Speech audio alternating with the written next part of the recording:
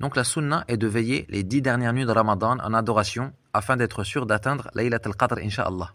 Et il y a une autre sunna pendant ces 10 derniers jours qui est peu pratiquée, surtout en pays de Kufr, c'est l'i'tikaf. L'i'tikafu huwa luzumu al-masjidi lit-ta'a. L'i'tikaf, c'est le fait de rester à la mosquée dans le but d'adorer Allah, comme le faisait le prophète sallallahu alayhi wa sallam chaque année, les 10 derniers jours de Ramadan. Et parmi les plus grands objectifs de cette sunna, il y a justement le fait d'atteindre Laylat al-Qadr. Mais quand est-ce que débute l'i'tikaf? Eh bien, il débute au dernier tiers du mois, c'est-à-dire à partir de la nuit du 21, yani le soir du 20e jour au Maghreb. Ceci est l'avis de la majorité des savants, dont les 4 imams, rahimahumullah.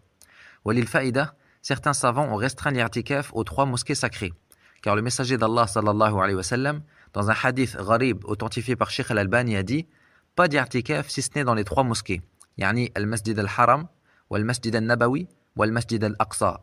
Mais l'avis majoritaire adopté entre autres par les 4 imams est que l'i'tikaf se fait dans n'importe quelle mosquée, car le verset « وَلَا تُبَاشِرُوهُنَّ وَأَنْتُمْ عَاكِفُونَ فِي الْمَسَاجِدِ » est général.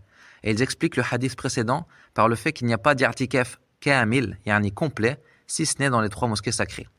Maintenant, en ce qui concerne la période minimale de l'i'tikaf, certains ont dit 1 heure ou 2, comme le Cheikh Ibn Baz, rahimahullah.